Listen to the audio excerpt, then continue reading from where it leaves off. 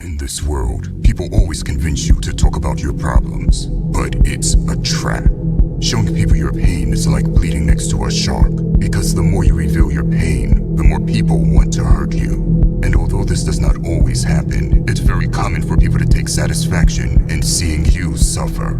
Some are just good at hiding that satisfaction behind fake empathy. Think about it. When you fail a business and you show all your despair about it, people will come up to you, patting on your back, saying they feel sorry for you.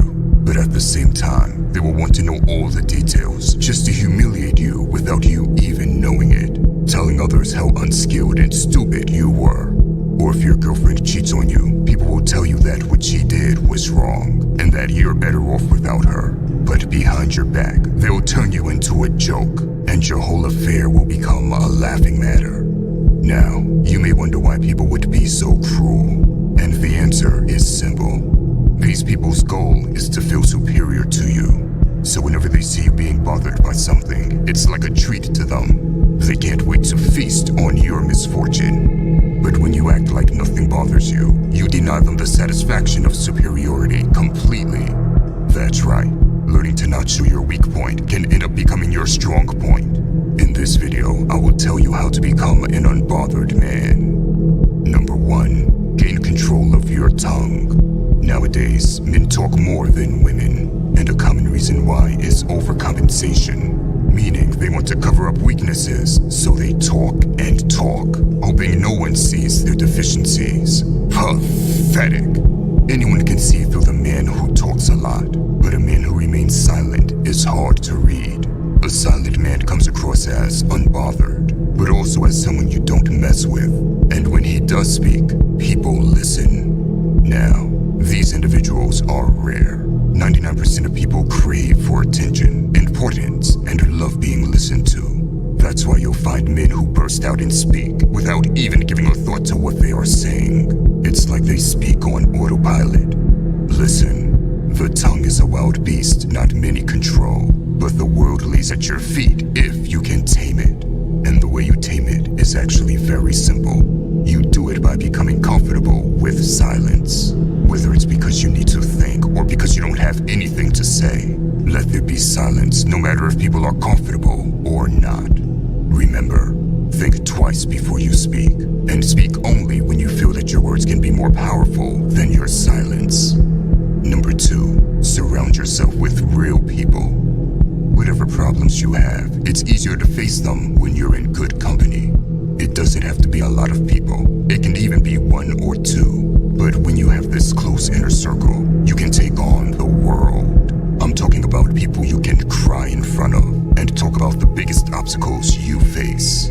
To the outside world, you may seem unbothered and in full control because they can't see that you handle all your issues together with those you can trust. Number 3, true wealth is contentment of the soul. We live in an age where everyone is seeking wealth.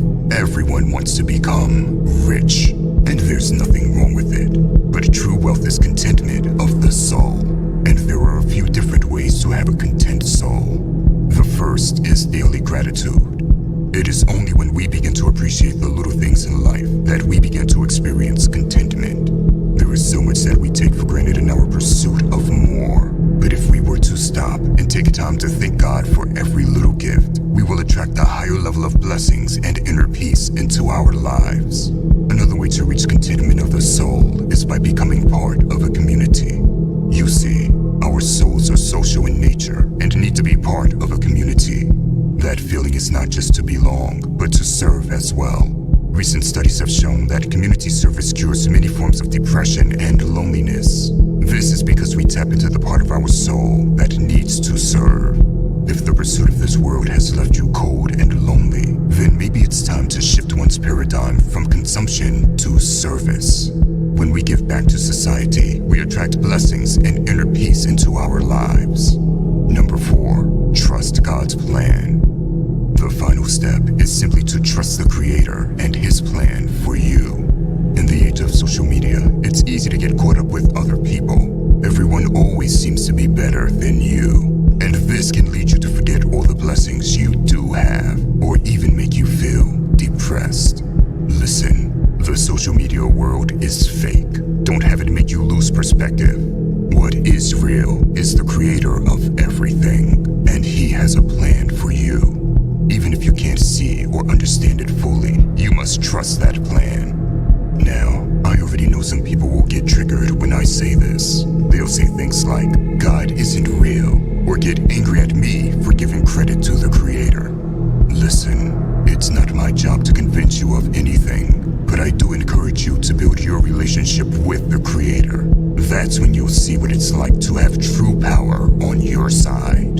This video was about how to act unbothered, but when you put your faith in something so powerful and mighty, you're no longer just acting unbothered. You actually become unbothered, because everything in this world pales in comparison to God.